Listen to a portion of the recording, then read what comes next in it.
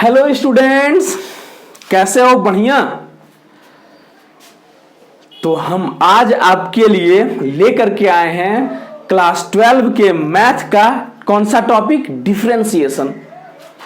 आप डिफरेंशिएशन पढ़ चुके होंगे और ये वीडियो स्पेशली उन लोगों के लिए है जो अभी बोर्ड का एग्जाम देने वाले हैं, चाहे वो जो भी बोर्ड हो, बिहार बोर्ड हो, यूपी बोर्ड हो, जिस बोर्ड का आप तैयारी कर रहे हैं उसके लिए। तो हम अभी आपको डिफरेंशिएशन का शॉर्ट में आपका कंसेप्ट क्लियर करेंगे और फिर एक दो सवाल बताएंगे, ठीक है, जिससे क्या हो कि आप जो डिफरेंशिएशन पढ़े हैं, जो कंसेप्ट आप सीखे हैं, वो कंसेप्ट क्या हो, उसका जो है ना रिफ्रेश हो जाए और रिकॉल हो जाए आपको। तो मैं प्रभास पांडे आपके अपने चैनल ज्ञान क्लासेस पे आप लोगों का स्वागत करता हूं। आइए फिर स्टार्ट करते हैं हम लोग डिफरेंशिएशन।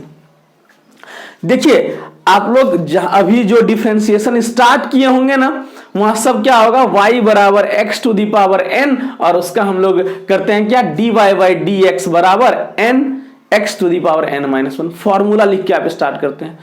ऐसा नहीं है, पहले आप समझिए कि डिफरेंशिएशन होता क्या है। हम भाई क्यों dy बाई डी एक्स निकालते हैं? किसी का भी अगर हम dy बाई डी एक्स निकाल रहे हैं तो वो हमको क्या दे रहा है, ठीक है। आइए फिर हम लोग देखते हैं। देखिए, तो जब भी आप डिफरेंशिएशन लिखते होंगे तो इसका मतलब आप हमेशा यही यूज करते होंगे, dy बटा dx। आप बुक में भी देखते होंगे या फिर अगर आपको कोई टीचर पढ़ाए हैं तो यहीं से स्टार्ट किए होंगे। y दिया हुआ होगा, y बराबर कुछ भी, यहाँ fx दिया हुआ है और हम लोग dy बाई dx लिखते हैं। भाई ये dy बाई dx है क्या? तो हम आपको बोल रहे हैं कि आपको पता है ये y, इसका भी मान फिक्स नहीं है, इसका मान क्या है, वेरिएबल है, ये हमेशा बदल रहा है। x ये भी बेचारा फिक्स नहीं है, ये भी वेरिएबल है। और अगर आपको वेरिएबल में और फिजिकल क्वांटिटी में, तो फिजिकल क्वांटिटी किसको बोलते हैं और वेरिएबल किसको बोलते हैं, अगर इसमें आपको कंफ्यूजन है तो आप जो है ना YouTube पे जाइए, नहीं तो इस वीडियो के डिस्क्रिप्शन में आपको जो है ना उसका लिंक मिल जाएगा, ग्राफ बाय प्रभास पांडे या ग्राफ बाय ग्लांस क्लासेस। आप उसको देख के अपना कंसेप्ट क्लियर कर सकते हैं कि वेरिएबल क्या है और फिजिकल क्वांटिटी क्या है। फिजिकल क्वांटिटी को जब हम लोग डिवाइड करते हैं तो वो आता है वेरिएबल।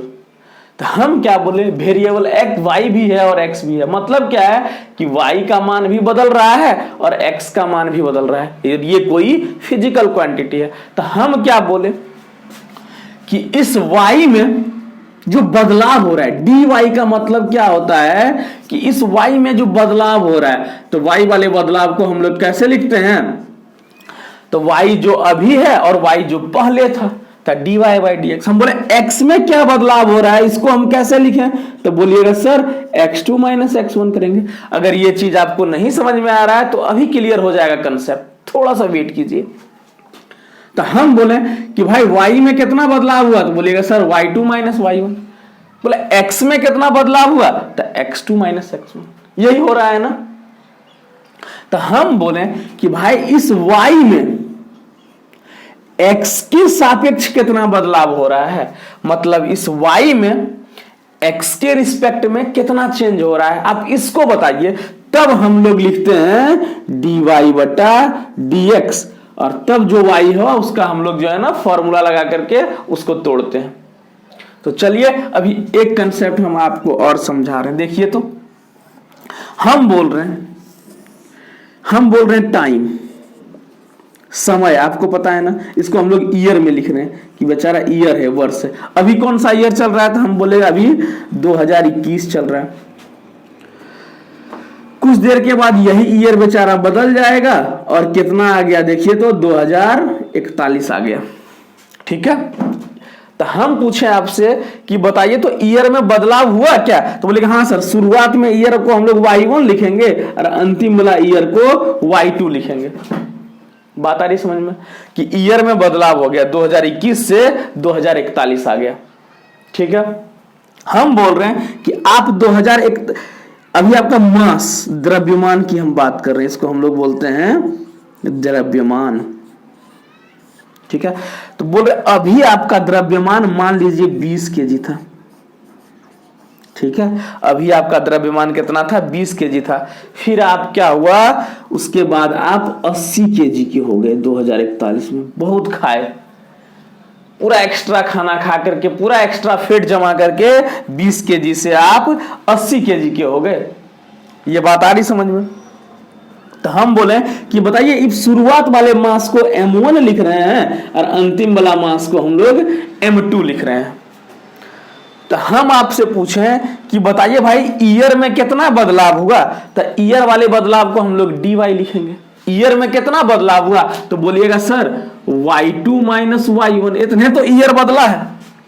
कितना साल बदल गया भाई? तो बोलिएगा सर अभी 2041 है, 2020 से हम लोग इसको जो है ना गिनना स्टार्ट कर रहे हैं। कितना बदला? तो आप बोलिएगा सर 2041 से 2021, मतलब कितना ईयर बदला?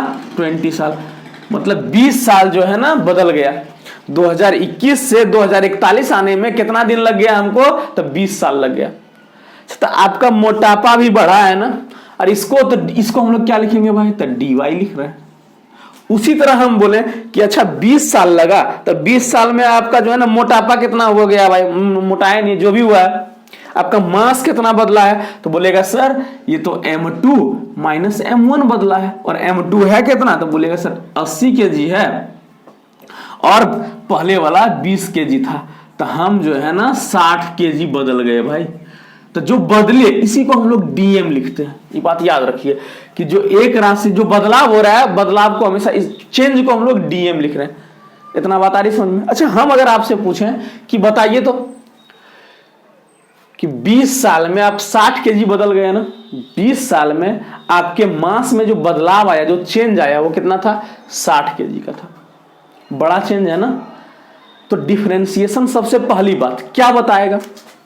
तो डिफरेंशिएशन क्या बताता है? डिफरेंशिएशन तो पहले देखिए, तो हम आपको बोले कि भाई हमको पहले एक बात बताइए आप कि आपके मास में ईयर के सापेक्ष कितना बदलाव हुआ। तो कैसे लिखिएगा इसको? DM बटा dy। यही बोलिएगा ना कि मेरे मास में ईयर के साथ, मेरे द्रव्यमान में समय के साथ, साल के साथ कितना बदलाव हुआ।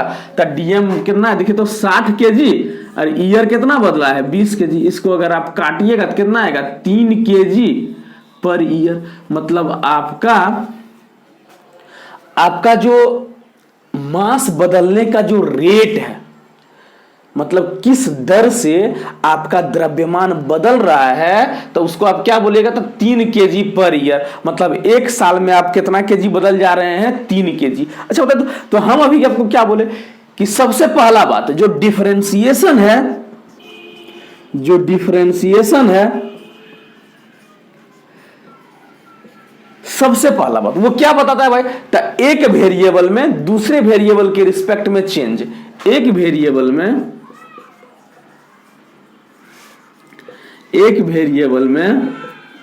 दूसरे वेरिएबल के रिस्पेक्ट में, दूसरे वेरिएबल के रिस्पेक्ट में चेंज, यही बता रहा है ना। सबसे पहली बात ये बता रहा है। दूसरा बात क्या बता रहा है? तो भाई ये रेट भी बता रहा है। ये क्या बता रहा है? रेट मतलब क्या? ये दर को बता रहा है कि आपके मास में पेट्रोल का दाम बढ़ते जा रहा है ना, बढ़ते जा रहा है। देख रहे हैं अभी वैल्यू जो है उसका बढ़ते जा रहा है, 114 हो गया, 110 हो गया, ऐसे करके। तो हम आपसे बोले कि इधर एक सप्ताह में पेट्रोल का दाम कितना बढ़ गया। तो आप पहले देखिएगा अभी कितना है, पहले कितना था, घटा दीजिएगा और उसको 7 दिन से भाग दीजिए, मतलब एक दिन में पेट्रोल का दाम कितना बढ़ गया, वही तो रेट है ना। तो यहां भी देखिए तो आपको क्या बोल रहा है कि भाई ये 3 केजी एक साल में, ये तो रेट ही बता रहा है ना, दर बता रहा है। नहीं, हम लोग बोलते हैं आलू 3 रुपये प्रति केजी, 10 रुपया पर केजी, मतलब 1 केजी का दाम 10 रुपया। बता रहे समझ में? तो यहां भी बोल रहा है कि एक साल में 3 केजी, आप एक साल में 3 केजी से बदल जा रहे हैं। तो ये दर को ही बताता है। बात आई समझ में? ये रेट को बता रहा है। डिफरेंशिएशन पहला क्या? तो एक वेरिएबल में दूसरे वेरिएबल के सापेक्ष चेंज बता रहा है, दूसरा रेट बता रहा है, तीसरा क्या बता रहा है? देखिए तो तीसरा तो डिफरेंशिएशन का काम क्या है? तोड़ देना। डिफरेंशिएशन का काम क्या है? डिफरेंशिएशन का काम क्या है? काम तोड़ना है। मतलब क्या होगा, ये किसी चीज को रिड्यूस कर देगा। अगर हम ऐसा बोलें तो ये किसी चीज को रिड्यूस कर देगा, रिड्यूस कर देता है, यही बात है ना।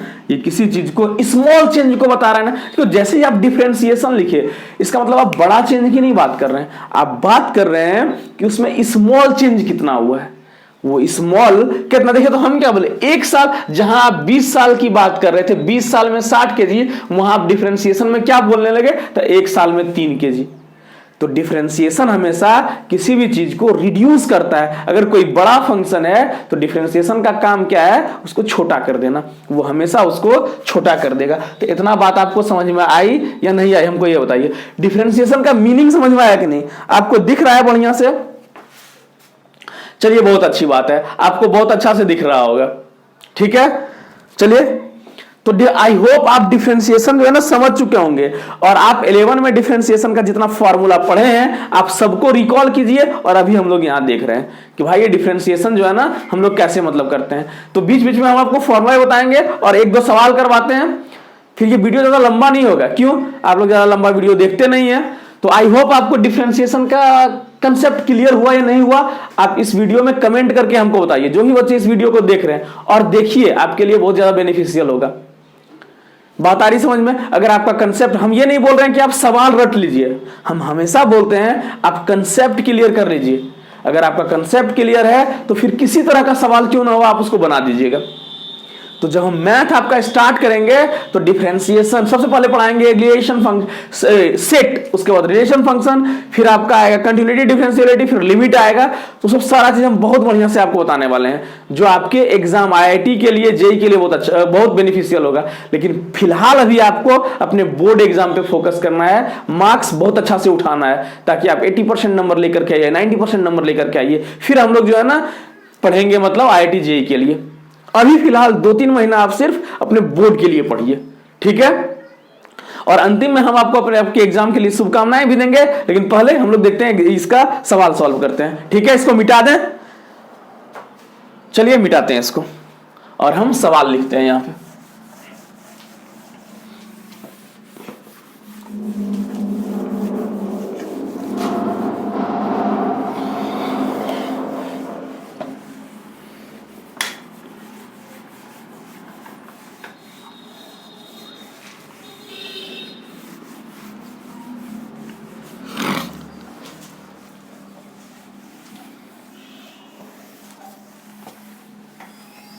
देखिए तो एक सवाल लिख रहे हैं, और अब हम देखिए 11 वाला सवाल नहीं करवा रहे हैं आपको डायरेक्ट हम 12 वाला, आप 11 का रिवीजन कर लीजिए, हम अभी आपको बोल रहे हैं, ठीक है। ऐसा नहीं कि हम आपको जो है ना, लेकिन यहाँ पे कोई फंक्शन दिया हुआ है और इसको हम लोग एक्सप्लिसिट फंक्शन बोलते हैं, मतलब जिसमें 2 वेरिएबल आ जाए। देखो तो हम ऐसा बोल रहे हैं कि x माइनस वाई बराबर पाई है।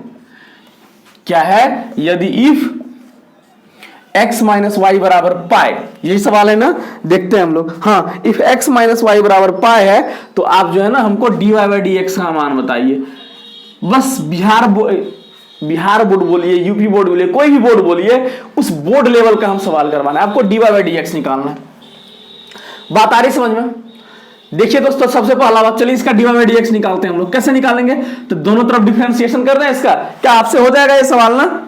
आपसे आई होप हो जाएगा ये सवाल। चलिए फिर भी हम करके आपको दिखाते हैं। देखिए तो हम लोग क्या करेंगे, d बटा dx इंटू क्या लिखेगा इसको, x माइनस वाई बराबर d बटा dx इंटू पाई।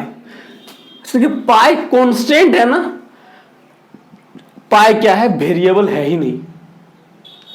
आप पाई को भारत में रखिए, पाई को उठा के अमेरिका ले जाइए, पाई को अभी देखिए, पाई को 20 साल के बाद देखिए, उसमें कोई बदलाव होगा क्या? कभी बदलाव ही नहीं होगा। हम बोल रहे हैं कि मान लीजिए ईयर बदला, पाई 2 माइनस पाई 1 बटा जो है ना x2 माइनस x1, तो पाई में तो कोई बदलाव ही नहीं हुआ है। तो जब बदलाव नहीं होता आप क्या बोलिएगा, पहले भी 10 था बाद में भी 10 है, या इसका मान पहले भी 3.14 था अभी 3.14 है, तो इसमें कितना बदलाव होगा, बोलिएगा सर 0। 3.14 माइनस 3.14 किसके सापेक्ष, तो x के सापेक्ष, तो 0 बटा ये क्या हो जाएगा, 0।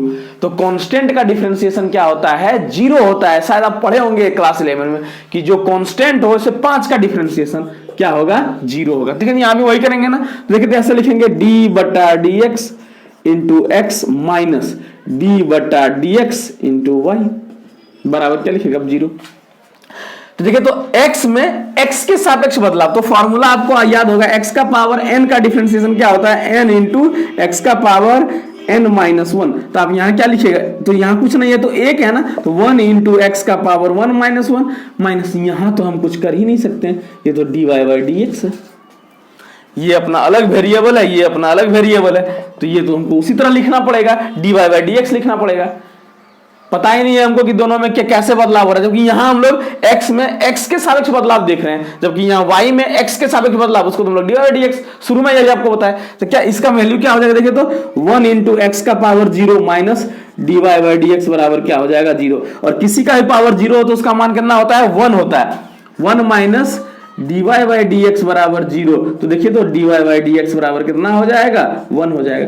और किसी का भी पावर 0 हो, x का पावर 0 हो, तो इसको हम लोग 1 कैसे लिखते हैं, देखिए तो इसको हम लोग कैसे लिख सकते हैं, x का पावर m माइनस m बराबर लिख सकते हैं ना, x के पावर 0 को। अब आपको घातांकर करनी, अब शॉर्ट्स एंड इंडिसेस में पढ़े होंगे कि भाई भाग में घटा में है तो क्या होगा, भाग में हो जाएगा, पावर सेम हो और घटा में हो तो ये क्या होगा, भाग में। तो x का पावर m बटा x का पावर m कितना हो जाएगा, 1। देखिए तो ये प्रूव हो गया ना। तो यहां पे हम लोग क्या लिखेंगे, d Y by D x बराबर आंसर हम लोग 1 लिखेंगे। बात आई समझ में या नहीं, चलिए हम लोग नेक्स्ट सवाल करते हैं, मिटा दें इसको, चलिए मिटाते हैं इसको।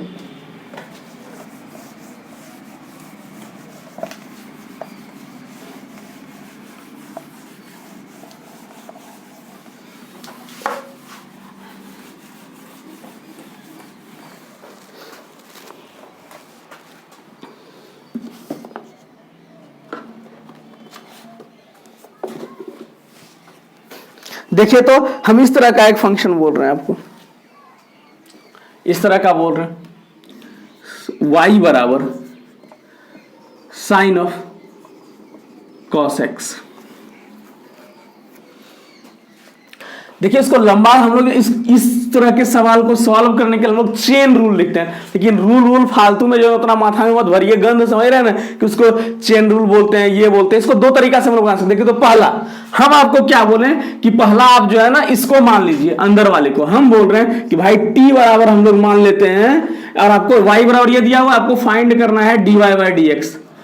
तो अगर 5 नंबर में सवाल हो तो देखिए कैसे बनाना है, तो t बराबर हम लोग मान लेते हैं cos x है। तो यहां से हम लोग देखिए तो इस t में x के रिस्पेक्ट में क्या बदलाव हो रहा है, तो हम लोग लिखेंगे इसको dt बटा dx। और आपको पता होगा कि cos x का डिफरेंशिएशन क्या होता है, तो माइनस साइन x होता है कि नहीं होता है, क्योंकि साइन x का cos x का माइनस साइन x, बात dt बाई dx निकल गया ना। अब देखिए तो हम लोग y बराबर क्या लिख सकते हैं, तो साइन और cos t को आप क्या मान चुके हैं, साइन टी ना।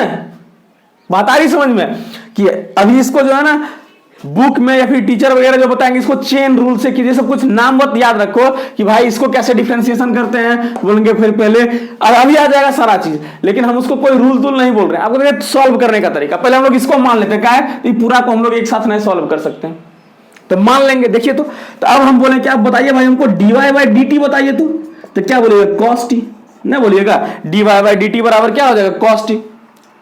लेकिन हमको तो D Y by D X चाहिए भाई, हमको तो D Y D T by D X आ रहा है, यहाँ D Y by D T आ रहा है, हमको तो ये चाहिए ही नहीं। तो क्या करें, कैसे कर सकते हैं, तो इसमें अगर हम इससे भाग दे दें, देखिए तो हम क्या बोल रहे हैं आपको, अगर हम बोल रहे हैं कि D Y by D X निकालिए, D Y by D X, तो मेरे पास है क्या, देखिए तो D Y by D T, D Y by D T, और इसको अगर हम डिवाइड कर दें किससे, तो dx बाय dt से, तो इसको आप क्या लिखिए, देखिए तो dy बटा dt इंटू ये बदल जाएगा ना, तो क्या होगा dt बटा dx। आई होप आप लोग पढ़ के आए होंगे, इसलिए आप लोगों के लिए ये वीडियो है। तो देखिए तो dt कटेगा, dy बाय dx नहीं हो जाएगा। आपको बताइए dy बाय dt का मान आपको पता है ना, dy बटा dt का मान आपको पता है, बात समझ में आ रही है कि dy बटा dt का मान आपको पता है, dy बाई dt का मान कितना है, dy by dt cos t into dt बटा dx का मान क्या है? देखिए तो ये t ऊपर चला जाएगा, dx नीचे बचेगा। देखिए तो यहां से tt कटेगा, dy बाई dx आ गया। तो dt बटा dx का मान हमको बताइए तो कितना आ रहा है? dt बटा dx का मान कितना आ रहा है? देखिए तो बोलेगा सर माइनस साइन x आ रहा है। dt बटा dt का मान कितना आ रहा है? तो माइनस साइन x आ रहा है। अच्छा बताइए तो t आ गया है ना, बेकार हो गया। तो t का मान पुट कर देते हैं, cos t का मान क्या हम लोग माने हैं? cos t। t बराबर कितना माना है? देखिए तो cos x, तो cos x into minus sine x।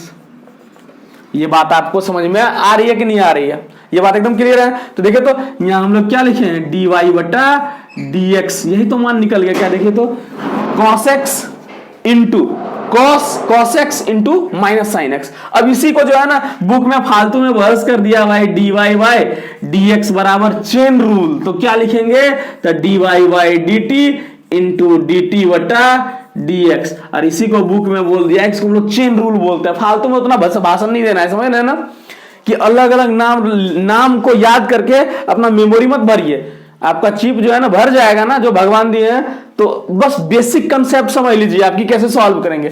अब देखिए डायरेक्ट सॉल्व करने का तरीका, डायरेक्ट सॉल्व करें। देखिए तो यही कंसेप्ट करेंगे तो y बराबर क्या दिया हुआ है? Sine of cos x। देखिए करते हैं, चलिए हम इसका डिफरेंशिएशन कर रहे हैं। तो sin x का डिफरेंशिएशन क्या होता है भाई? cos x। तो cos x होता है, लेकिन यहां तो x दिया हुआ ही नहीं, यहां तो सिर्फ cos x है ना। तो हम लोग क्या लिखेंगे? cos x। अगर हम इसका डिफरेंशिएशन करना स्टार्ट करें, चलिए हम इतना अगर नहीं कर रहे हैं, अगर ये मान लीजिए ऑब्जेक्टिव सवाल आ जाए, तो इतना नहीं करना है ना। ऑब्जेक्टिव अगर सवाल आए तो हम लोग क्या करेंगे? तो sin x का, अगर यहां cos x की जगह पर x होता तो आपको पता है sin x का डिफरेंशिएशन क्या होता है? तो cos x। तो cos तो लिखेंगे cos x, बीच x की जगह पर cos x है ना। अब कौन बच गया? तो इसका डिफरेंशिएशन अभी कहां हुआ है? आप तो इसका डिफरेंशिएशन कर चुके हैं। इसका डिफरेंशिएशन आप तो सिर्फ अभी इसका डिफरेंशिएशन किए हैं पूरे का। ये बेचारा अंदर वाला तो अभी जो है ना अछूता रह गया है, अब उसका डिफरेंशिएशन कर रहे हैं। तो कैसे करें? cos x क्या होता है? Minus sine x। That is the answer. देखो तो यहां भी वही आ रहा है, यहां भी वही आ रहा है। बात समझ में आ रही है कि नहीं आ रही है? बात क्लियर है आपका या नहीं क्लियर है? हमको ये बताइए। चलिए इसको छापिए, ठीक है। आगे बढ़े या नहीं आगे बढ़े? ये बात आपको समझ में आ रही है कि नहीं आ रही है? बताइए। तो इसको जो है ना, इस वीडियो को अभी हम यहीं रोक रहे हैं, क्योंकि ज्यादा लंबा वीडियो हो जाएगा, फिर आप इसको देखिएगा नहीं, ठीक है। तो हम फिर अभी नेक्स्ट वीडियो में जो है ना आपके लिए डिफरेंशिएशन ही लेकर के आएंगे, और उसमें जो है ना हम लोग सवाल सॉल्व करेंगे, ठीक है। तब तक के लिए आप लोग पढ़ते रहिए, और बोर्ड एग्जाम के लिए मेरे तरफ से ऑल द बेस्ट।